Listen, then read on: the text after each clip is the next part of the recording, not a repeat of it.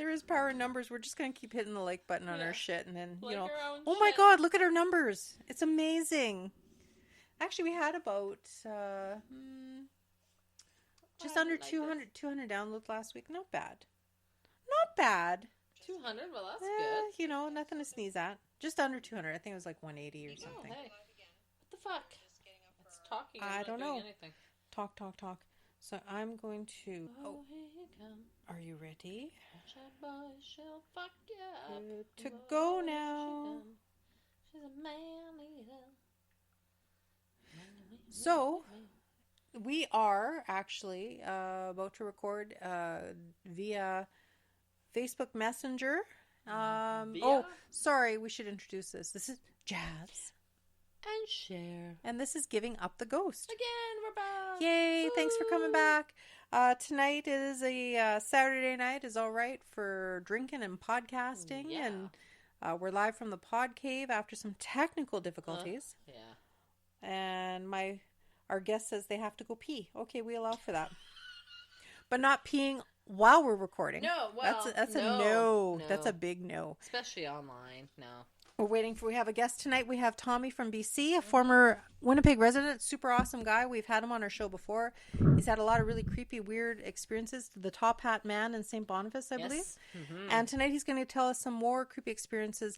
Now, this house still actually exists. I thought it was actually demolished. Oh, so okay. I won't give the house number. I'll just say it is on Anderson, and it does have a presence about it. Oh, okay. Now, I didn't find anything sketchy. But it is a very old house. Okay. No, very old house. A lot of people lived in it. No corrupted people that you could find? No. Oh, okay. Well, there were a lot of people that had lived in the house but had gone to the hospital and then died. Oh, wow. So, I mean, it's very possible for them to come back. Like, you know. Never know. I mean, if you like the place, you gravitate, your energy gravitates back to what you like, right? Oh. I think. I would hope. I would hope so. Yeah, I don't want to I want to go look at that thing I really dislike. No, I don't want to sit in my office. No. Can you imagine? Well, you know what? Truthfully, though, some people are so programmed. Yes. Residual. Or that hate their job so much that they would go back to make everyone else's life I think, hell. Wow, that's pretty scrupulous. Seriously. Yeah. Don't you think that would happen? I know. I would think so. Crazy shit, man. I knew a few people I could probably go and I could see a few Karens. Is that what they call them nowadays? Oh, Kevins. Kevins? I know a few Kevins that would do that too. In saying that, just want to mention we have a listener contest happening. Listener, that's you and you and you and you and you and you and you and hi. Yeah.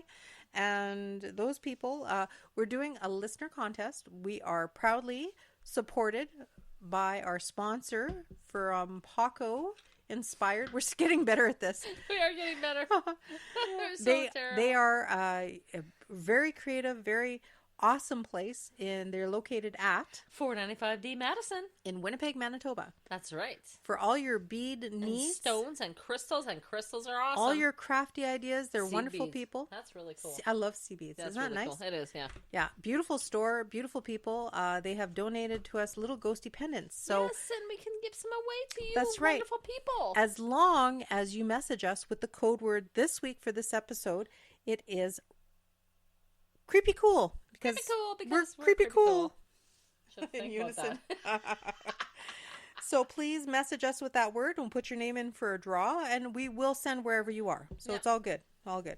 So our friend Tommy is now available. We've had some mic and sound issues, so hopefully this picks up good. I'm going to have to tweak it. You want to share this one or what? Well, I don't know. That doesn't matter. Let me see if I can just... We can give him a dedicated one and we can chat upon Swan. There we go. Whatever you so desire. There we go. I do too. I know. I didn't think this through. Yeah, what the hell were you thinking? Hi. How are you, sir? Good. That's all good. There's Cher. It's in my flipper. So we're gonna have to try and put you as close to the mic. We had some technical difficulties tonight. It's just been a nightmare. Everything. So oh my god. My laptop, I have this app on both laptops, and my main laptop is caffing out. So thank God we had the second laptop here because we're in the pod cave and at Cher's place. It was stressful. So the sound quality isn't that great. So I'm going to put you nice and close right up to the mic. I'm going to turn your volume up there. So So we have Tommy with us, Tom, and he is in BC. He lives in BC, a former Winnipeg resident. We've had him on the show before. Thank you for coming back. Thank you. Oh, anytime. We haven't scared you, so that's good. Yay. No. So I'm more scary than anything. there you go. Hardly. In any event, you've had quite the life. You've had quite the adventure and everything and everywhere you've lived. And now we've had you before. We did the Top Hat Man in St. Boniface. That was really cool. Mm-hmm. Very Super cool. Yeah. Crazy, creepy cool. And now we have you back, and you have a story to tell. I did do research on the house, like I was telling everybody previous to dialing you, and I didn't find anything super sketchy on the house, like history-wise. I mean, that's not to say that houses have a lot of their own issues with stuff that don't necessarily get reported right, you know. But as far as we can tell, nobody passed in that house. There was no crimes committed in that house. That were reported. Yeah. I mean, you can only find as much as you can on the internet. But I mean, there was nothing suspicious and there was no nefarious activities. But it is very old and the house is still there and it does have a certain presence about it. So because the house is still there, we're not going to give the number, you know, like the last time you gave us that house, but that house was gone, right? So this house, it looks like the original house. Still there and still, yeah. So in saying that, I don't really have much history other than it seemed to be belonging to a prominent family at one point for many years, then another prominent family for many years, then come the 50s, they were renting out the top and the bottom. I guess there was 10 rooms altogether. The suite upstairs had 4 rooms and it had a separate entrance. So that's as glamorous as my reporting goes on the history. So they had many tenants. Oh, and then of course, like you had said, there was a doctor for a time that actually had run his practice out there, but he was a homeopathic doctor. Now, whether he had some misdealings medically speaking, you never know. A little bit too much arsenic on that one patient. Yeah. So, but nothing that got reported. He seemed, I wouldn't say a shyster, but he seemed to run for a political position at one point, and he also was up for a public speaking award. So I don't know what that has to do with doctoring, but hey, teach their own, right? That sounds like shystery. Yeah, he was a homeopathic doctor. But anyway, so that was all I really had for the history. Nothing glamorous, but if you want to tell us your experiences there, we'd love to hear it. Which is strange because the lady that actually lived next door to us, she was something like in her late 80s, and she was telling us about how the home was an actual a little hospital that had treated people in the past, and the rooms upstairs were like dorms for the patients. Okay. And she had explained what everything inside was. This was the dining room was the operating theater. The living room was the waiting room area. Which was a group home when I was there. And the staff room that was the doctor's office. And then the doctor lived on the 3rd floor where there's 2 rooms and a bathroom. Okay. And the bathroom adjoined one of the rooms. Mm-hmm. And there were 2 large rooms facing the front, and then 4 small dorms that like almost like dorm rooms that for single people that went along the corridor. And there was a separate bathing area from the toilet area, and it's just this house oozed character. It was so full of oak and hardwood, and it creaked and it groaned, and it was just amazing. But right from the moment that I moved into that place, I had a sense of a feeling that there was something there, and a lot of the kids that were there as well had heard things, had seen things, and that were just unexplainable. Right. Sounds like a group home. One example, all the kids and the staff were sitting in the living room. We were watching a hockey game, and if somebody's walking up on the 2nd floor above us, which is where my bedroom was, you could hear it. All of a sudden, we heard this boom, just a big bang, and then the footsteps from my bedroom run down the hall towards the back door.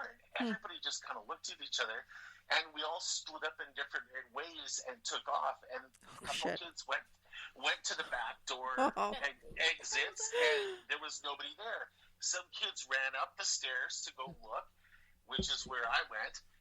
Some kids ran out the front door, some kids ran out the back door, and they all circled the house, figuring there's got to be somebody in our house. Right. And we got up to my room, and the big speaker from my stereo had been moved all the way to as far as the cord went, and then boom, it landed. It was boomed onto the ground.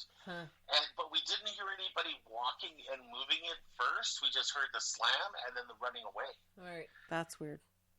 Which is really bizarre. Right. Now, when I and there were so many times that things happened, and kids would hear, somebody moving and walking around. But when I was a staff member in that group home, it was because I'd be up all night and stuff, working overnights. There was things were in the house was quiet, but I was still hearing things. Like I was sitting in the living room one day, writing in my book, in my notes, and the TV was on, and it was just on very quietly, but I heard somebody walking down the stairs. And this is an oak staircase that was like 5-6 feet wide. Right. It was massive up to the second floor. And I heard somebody walking down the stairs, and so I didn't bother to get up because I figured they were going to come see me about whatever was bothering them. And it walked through the front hall. Oh, God. And then it walked into the dining room. Oh, shit. And I was still writing, and I did this dramatic, look Pause. up and say, geez, what are you doing up? Because the footsteps stopped right at this corner where these French doors were, and there was nobody there. Oh, Ew. jeez. That's So I jumped up. There's a difference when you're in an old house, when an old house settles and creaks versus creaking doesn't with move. footsteps, like weight on boards. With Yeah. movement and weight. Right. Yeah. Yeah. So I ran around, and I looked. Nobody was there.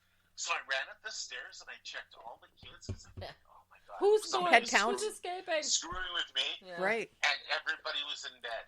Mm. And there was no way somebody could have beaten me up the stairs, without me seeing or hearing them. Right. It was just, Well, if it's a group home, if it was a homeopathic place, I can see the connection though, right? Yeah. Like, I mean, if it's a spiritual kind of, I think of like Dr. Kellogg Well, I think treating people, and then there's like a group home, and there's other people there, and it's like not a family or something else. And it was like a naturopath, homeopath doctor. So I mean, back in the 50s, that's like new shit. Like that's not. No. So I could see him experimenting. Let's try this. Let's try this. Let's give you like a coffee enema today, or and what I mean? not to say anybody like. And the thing is, like, how we do our research, like, like it's fairly thorough and stuff, but it's like when we do the research, it was all scandalous back in the day. Like newspapers, they just love to get a hold of something to report on it. So if somebody did die, even if it wasn't like a malpractice thing, if somebody did die in the house, they would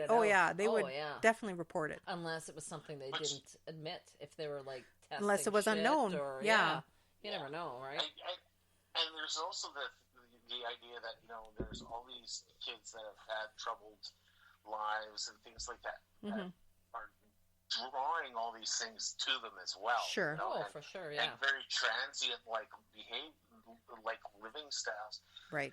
When I was there, ever since I was when I was 17, when I lived there, 16 when I lived there, and even as an adult, it was everything I could to walk up the stairs from the basement after getting something, out of the freezer or whatever. Without walking backwards? I literally would run up the stairs because I'd always feel like there was something, there was something evil. And I would actually close the doors to the door to the back door area and the basement because I just hated that walking past there even. Like, it just felt wrong all the time, and there were so many incidents. A boy that was there after I had left he relayed this to the staff about a situation. He actually had massive burns on his arms and his back because he was pushing himself against a radiator, and he wouldn't stop. And there were such bad burns from the heat of the radiator in the middle of winter. But they were saying, why? Why would you do that? Why would you do that? He said, because of the face. Oh, God. And they said, what face? What are you talking about? And he talked about how he woke up, he needed to go to the bathroom, so he's walking to the bathroom. It's pitch black in the hallway. And as he's walking past the door that leads to the downstairs, the stairs downstairs, he sees a green glow emanating from the other side of the door. And he's like, what the heck is that? So he opens the door up, and he said that there was nothing but a huge face with an open mouth, like a person screaming. Oh, God. And it moved towards him, and he backed up into this radiator, and it just kept coming towards him. So he kept pushing back, and that's how he got the burns on his arms and his back. And then the thing went right past, like through him, and through the wall and everything. But he was letting out this huge scream, so the staff runs upstairs, and there he is, leaning against this radiator, screaming, oh my God, urinating in the hallway. I guess he's so scared. Yeah, and this is a tough 16-year-old kid. Sure, that's seen a lot of bullshit. Stuff. Yeah. One night, I was as a staff. I could hear the kids upstairs in the hallway, and they were like, they weren't running around like usual, but there was something like a little commotion going on. So I went upstairs, and now when you got to the top of the stairs, there was the original plan was. The original way they built it was you had to go into the hallway, and then there was a doorway to go to the upstairs in that hallway. Well, they sealed that off, and they built a doorway at the top of the landing, so you didn't have to go into that hallway to go upstairs. Okay. To the two rooms up the top, and I came upstairs, so I was like sneaking up the stairs, trying to scare the kids because I knew they were like goofing around. And I get to the top of the stairs, and I'm like, I open the door, and all these kids in this dark hallway, and they're like crowding around this door, this sealed door. And I go, wait, well, that's not good. No. I said, what are you guys doing? And they're like, I said, what? And they pointed at the door because the light was on for the stairway to go upstairs. They said, oh, God. And I was like, what? And I got on my stomach, and I looked, and I couldn't see feet, but I could see shadows. Ooh. Oh. And then I saw the feet turn around. Oh my God. Turn around and run up the stairs. But it didn't make a damn sound. Oh. And those are very creaky stairs going up. And the kids were like, what the hell was that? Yeah, and they were go like, to bed. Everyone go to bed now. Terrified. How the hell would they go to sleep after that? Yeah, no shit. Exactly. Like, I had to read to them and everything for like 2 hours to get the kids to bed because they were so scared. Wow. Now, there was a situation where this boy from a very remote reserve up north moved into the home. Oh, sorry. Let me say this first. I had gone away for a while, and then I got hired back at the group home again, and my first shift back was an overnight. So everything was cool. I went through, did my usual things, back in the same routine. I went downstairs to the freezer, no problem, picked, what I had to get out of there, did some laundry, and then I walked nonchalantly up the stairs into the kitchen, and I went, what the heck just happened? Mm-hmm. And I stood at the top of the stairs, and I looked down, and I was like, that's weird.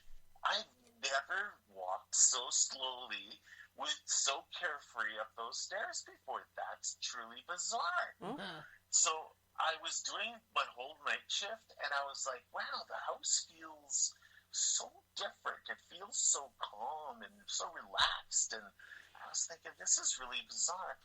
So the head staff person in the morning comes in and she says, so how was working last night? And I said, oh, good. And I'm like, this is a lady that's been, at that home for like 20 years or something. Mm-hmm. And I said, why? What happened? And she said, well, we had this boy that came from this remote reserve, and he moved in, and after a few nights, he wasn't sleeping very well. Oh. So I sat him down. I said, so what's going on? How come you're not sleeping so well? He goes, because this house is alive. Oh, God. You don't want to hear that. No, you don't want to hear that at all. No. And she says, what do you mean? And he says, there are spirits everywhere in this house. And I mean, there are everywhere. And he's explaining that he's actually seen things and felt things and heard things in just a couple days. And he's like, I don't like it here. It's the house is so alive. Yeah. I don't like it there either. I'd pass. And so they arranged with the ministry, and they flew down like a medicine man from his village. Okay. Who came through and burned and did sage and blessed the whole house. Wow. And then they said to him, how does it feel? And he goes, oh, it feels so much better. And he slept great after that. Had no problems ever. And then he moved out like 6 months later, and then I started like another 6 months after that. And she's like, so does it feel different? I said, yeah, it feels so calm. Like, sure, yeah. Like I walked up from the basement and nothing felt like it was chasing me. She goes, we had the house cleansed. We had the house blessed. Wow. And I was like, oh, geez, why couldn't you have done that when I lived here? Yeah, no kidding. It's all in the timing. Mm-hmm. Oh, it was just unreal. And there were so many times, like somebody would... a staff member had just locked up, was just locking up the house. Everybody was gone to school. The house was completely empty. And as she's walking to the front door, she hears a toilet flush upstairs. Oh, shit. Yeah. Well, when you gotta go, you gotta go. Yeah, I know. Yeah, there you go. You gotta pee. And of course, yeah. Yeah. What are you gonna do? But it's been, it was incredible. How many years were you in there? Pardon me? How many years were you in there? I lived there for about a year and a half, and then I worked there for another 2 years. Okay, well then you spent got a lot to know of time. the place. Yeah. It's a beautiful building. I just absolutely love the architecture of it. Right. Yeah. But it just felt like there was so much attachment right. in that place. A lot of and it was nightmarish. And I mean, considering how old the house was, I couldn't get a definite year on the house because it's more, I guess, commercial because of the group home aspect. Because I guess that's kind of what I don't know. I couldn't really get a firm year on it. But just looking at newspaper articles and stuff, like it's been around since like at least 1915, and the fact being that, but right behind it was the St. John's, St. John's school, like the university, I guess, right? And then it was there until the 50s, and then it was demolished. So I mean, there was so much energy. Well, if it was so much energy, yeah, there like, could have been children, and that was forever. A boys' school, right? Yeah. So I mean, it all depends on how the energy gravitated. Like, because it belonged to a couple of prominent families. One was the Buckleys for the first 20 years, and then the next time around, I think it was Adler. Buckley's like the Buckley's cough syrup people? Yeah, something I'm like that. Curious. I don't know if it was that. But then it also belonged to the Adlers, and they had quite a few ads for like housekeepers and looking for like girls and women to be housekeepers, So I mean, that just is kind of creepy there on its own, right? Yeah, I don't know why it shouldn't be, but these were like very, very prominent families. So I mean, it is very possible, because a lot of times, like when they had relatives that say died, again, I couldn't find any trace of that, but when you have relatives that died, a lot of times if this house was as grand as you say it was and stuff, like maybe they had the front parlor set up for like the funerals in the house, right? And they would like put the body on display for a couple of days. That was very common.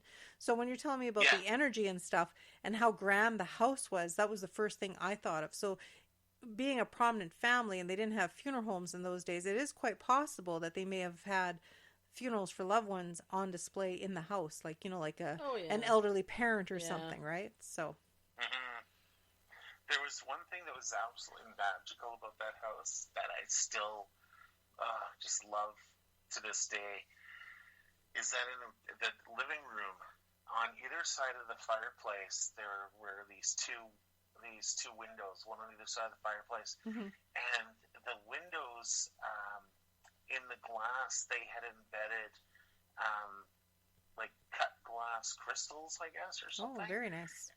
So that during the summer, only for a couple of weeks, you would get the rising sun, and it would hit these windows, and so the living room would be just inundated with all these rainbows. Oh, that's so pretty. That sounds really nice. So I would get up Saturdays and Sundays just to enjoy that. It was clear, just to sit in the living room. Oh yeah. And then the staff would make me breakfast. I remember this guy Marcus, Goose that we called him.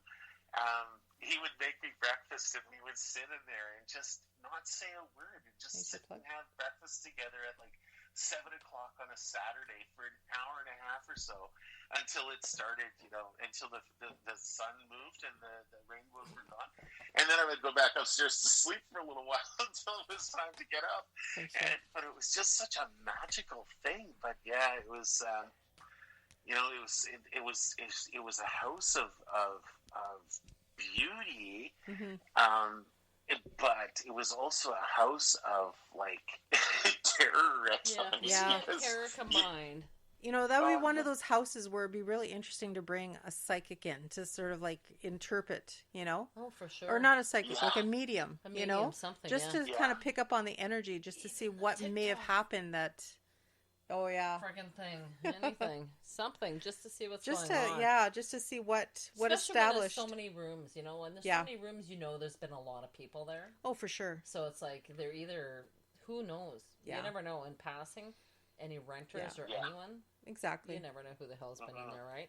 Yeah. And then if there was like a boys' school right next door that was really old, and then you've got the wars, you know, some of those guys probably went to war and didn't come back, and then their spirits are like very lost in oblivion, right? And very so true. they attach to something very close. Yeah, for sure. For sure. But the old lady next door showed us a photo of her place and our house, and there were literally it was just fields around them. Yeah. Oh, there was nothing around them at the time when the photo was taken, when those houses were new. Yeah. And I do see that, because when I checked out the records, there really wasn't anything around there for a long time. Like, I think, what was the next one? Was it Charles Street from Main Street? I can't remember what the cross street was, but every time I would look it up, it would just be just a scant couple of addresses. Like, it seemed like those were the only ones on that block that kind of took up. Houses? Yeah. Yeah. Yeah. I mean, that was very typical back then. But... Right, yeah. Yeah, it was Main Street, Charles Street, and then that house. Yeah. So there was, at that time, there was only like maybe about 3 houses that I could find for like a 20-year span. Wow. I didn't even find that house number. I didn't find that house number, but it was one of those things where they don't necessarily have to give the house number. But for the house numbers I found, there was, not to say it didn't exist, because I could find newspaper articles that substantiated that it did exist in like 1915 and going forward, but there was only like maybe about 3 addresses. So like you say, there's probably fields are all around there, because it, you know, was vast. Plus, if it was at like a multi-living quarters, it wouldn't have probably an actual physical address all the time either, right? Yeah, they don't always have house numbers, so it was kind of weird too. Because it's like a big commune, right? Yeah, and then they would renumber houses throughout the years and all that kind of stuff. So, yeah. That's pretty cool, though. Very cool. Yeah. You might have seen a lot of shit. Yeah. Well, I figured because I don't know, it seemed like I've been kind of open to it my entire life. For sure. And and so then things happen because of it, right? And or that I'm just receptive to it, and, it just happens. Well, when all the kids are running. And then, when you have all the energy of all the kids, and like you say, with various troubled backgrounds that they come from and stuff, I'm sure that kind of, not to say that the energy's there to heal them, but I'm sure it kind of leaves them open as well, right? So, very interesting. Yeah. So, cool. Have you been enjoying your truck? That's a sweet ride you got happening. Oh, I love it. I've gotten so many compliments on it lately. I know. I love the color. Oh my God, that's nice. Very nice. Yeah. And now I'm going to make sure I get a new personalized license plate for it too. What is it going to say? CRMSICL. CRMSICL. Creamsicle. Oh, yes. Perfect. Nice. Excellent. I'll show Sherry the picture after. So it'll make much more sense for her. Very sweet. That makes sense. She's a smartsicle herself. So. Yay. Okay, well, thank you very much. Thank you very much. Yeah, we appreciate you. Yeah, we appreciate you coming on our show again. Anytime, ladies. Awesome. Well, if you think of anything else, and here's a fish for you. See the fish? That's my fish. I painted that fish. Considering you had fish for supper, right? Did you? Oh God, yeah. Oh, yeah. Awesome. I'll show Sherry that picture too. Yeah, so. Like that was like $200 worth of halibut. Yeah. Oh my God. For the halibut, that thing was huge. $200 for the halibut? For the halibut, yeah. No. That's how much it goes in the store. Really? Oh yeah, it was. Yeah. That thing was. What was that like? Halibut? Was it like 20 pounds or something? That thing was huge. 20 pounds. Holy shit. Oh, okay. Well, even $10 a pound, yeah. Exactly. Holy shit. So we're gonna sign off. We have to record one more episode before I get a ride. Ciao, so merci beaucoup. Nice seeing you again, my friend. I look horrible today, but I look more horrible. So look at there. Floof it up. There you are. Woo! Anyway. Floof it up. Okay, have a good night, my friend. We'll talk to you soon. Thanks so much. Okay, bye. Bye-bye. Take care. Bye. So that was Tommy. And very cool story. Really, if it's beside a boys' school, that's kind of neat. St. John's was on the next block over. Okay. Because it was on Church, and that took up 4 acres. Oh, well, frick yeah. There was it's probably work. A ghost in the machine. We just stopped recording as we were talking, and we don't know why. I don't know why. And I just that's pretty fucking creepy. And I just haphazardly looked over, right? Yeah, no shit. It's a good thing you looked over. I did. That was weird. Good that timing. Was fucking weird. So we're just talking about the St. John's, which took up 4 acres of land for quite a few years, and it was probably my ride. And in saying that, with regards to the house that's currently there right now, it's still there, and we won't give out the address, obviously, because people are probably living there. Is it much more populated now there? Yeah, it's more built in now, of course. Okay. Yeah. Just for a group home kind of situation, I'm thinking it's got to be a substantial size building. Oh, it was huge. When you look at the property detail, it won't give the age of the property because it's more commercial now. Right. But when it gives the commercial even for a group home. Yeah. Really? Eh? Yeah. Oh, interesting. Or there might be something in there now. I can't remember. Past that point, yeah. Right, but couldn't belch. We do thank Tommy, by the way, again. Yeah, thank you. I don't know what recorded and what didn't, but with regards to the school that was built there, there's so much history. The school, it was built, actually, the planning began in 1882. It says the architecture was in 1883 planned out by the brothers Charles A. Barber and Earl W. Barber. We've come across their name quite a few times with Heritage Winnipeg. Yeah. It's a grandiose structure. It's a 3.5-story brick building made of bricks manufactured by a nearby brickyard, which rented space from the college and paid a portion of the rent in bricks. And it was completed in 1884 at the cost of $55,000. Wow. It had several classrooms, as well as residential space for 20 students. And in mid-1945, the college moved to a more central location in downtown Winnipeg, and the building was demolished in 1950. And it sat there empty for quite some time. Okay. So this is what I'm making the correlation. The house was built in 1915, and it's still there. So, with all the energy and all the spirits, there must be some amount of crossover, I would think. Yeah, and I just find it odd that the lady next door, if she's 80, she's got to be old enough to know that she figures that was. And that was 20 years ago, right? Yeah, exactly. So maybe they were doing shit there. Who knows? I mean, how can you really tell? Exactly. It's only 7:30 now, though. I know, it all depends on what clock you want to go by. Make it midnight. Nah. Everybody needs their sleep. So, no, they don't. So that ends our episode of, I'll say Anderson Avenue. That's fine. People can figure it out. Yeah. And the hauntings that happen, they're very cool. Excellent. Cool. Very cool. Very cool. And again, remember our code word for this week's contest, which is creepy cool. Creepy cool. We're creepy cool. I'm creepy. You're cool. No. I don't know. Some days I'm pretty creepy. Yeah. But anyway, thanks for listening. And again, reach Enjoy. out to us. Reach out and touch somebody. But it's COVID. Wear a mask when you're touching people. Yeah.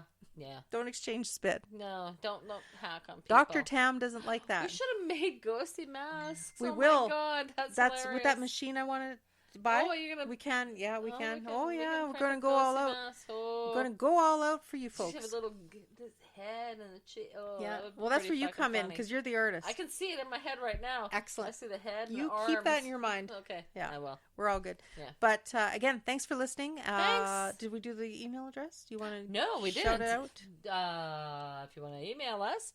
Yeah. I just totally fucking farted. Wow, right there. that was a Brain major fart. brown. Did you hear that? Bush. I heard her brain come to a screeching halt. I shit you not. Givinguptheghostpodcast at gmail.com. Excellent. And again, for all of you out there, live every day like it is your last. But Never give up the ghost. never give up the ghost. Ciao. Ooh, that sounds possessed.